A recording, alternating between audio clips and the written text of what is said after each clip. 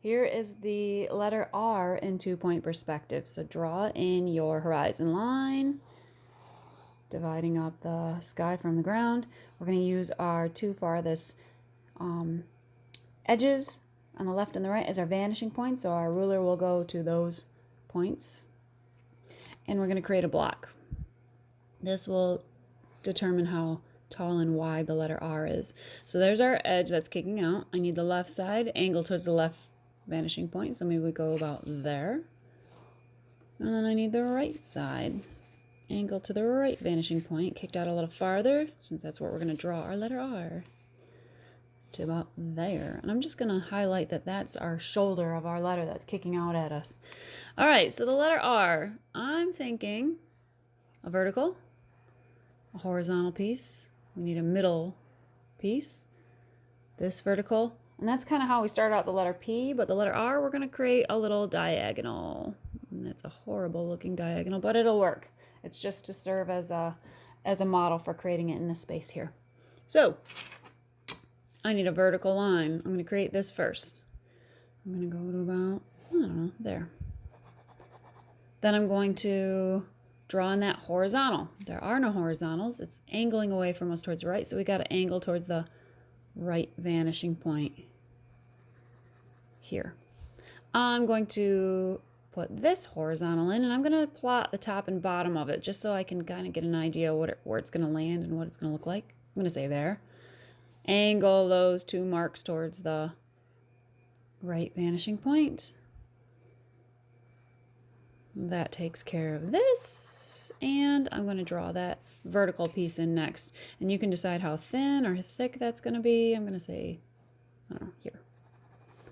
Now for this diagonal piece, I'm just going to draw it in the way I think it looks good, but I'm going to put this corner in the corner of my block. So that would not be enough of a diagonal, so maybe like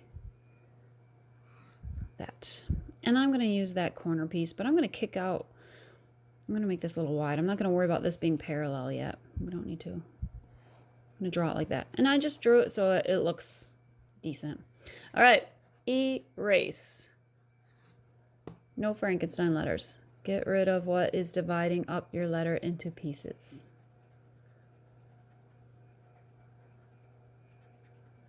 And now get rid of anything around it that we don't need. Look at, there's a space here. There's no line there, so we got to get rid of this line. And just keep in mind, when you erase lines, a lot of times it shows a corner that we'll have to deal with. I'm actually going to keep this line because I know it's the underneath portion of this diagonal. So there's a side there. I'm going to keep it.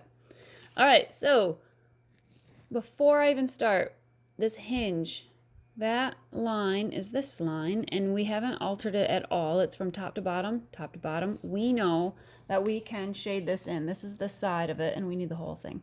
So we're just going to shade that in a medium value.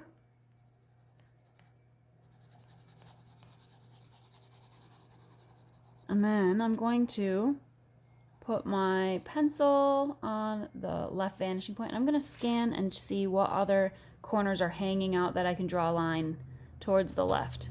So that negative space in here, there's a corner.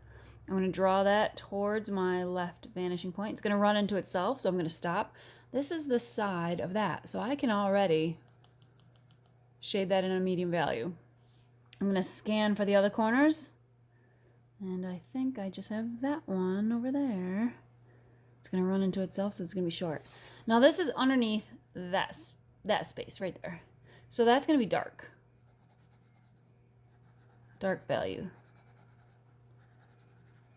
And if a little guy was standing up here in this tunnel area, he'd be looking up. That's a ceiling, so that's going to be like dark. It's underneath this bar. Just going to use my ruler as a little barrier for my pencil to run into. Now the other corner that was already created for us is right here. This is the side under here. You may want to treat it like a, I don't know, a side or a bottom. Just shade it in.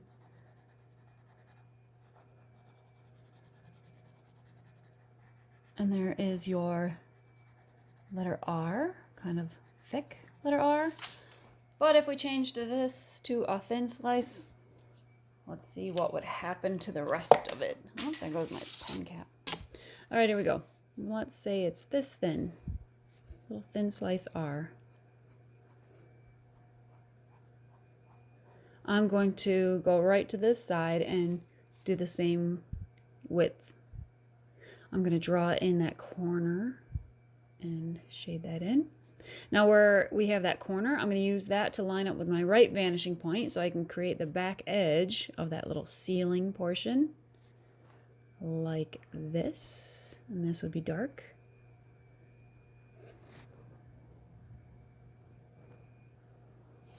And I want to make sure these pieces relate as well.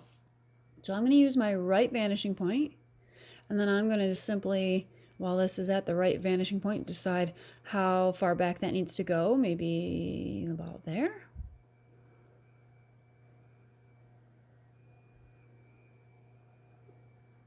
So it's like you have that's a terrible corner, but front corner and back corner where those meet up.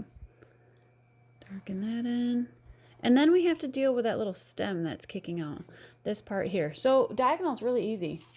Just match what's happening close to us and then slide it at that same angle until you decide, how thick or thin that should be. Maybe about there. And draw that same angle in and then shade that portion in.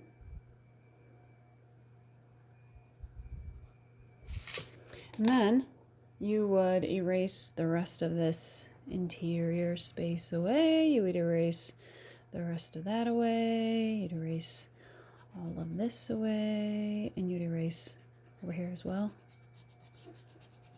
And you'd be able to stick your hand through that little hole and wave to the back side, and that would be a thin slice letter R in 2-point perspective.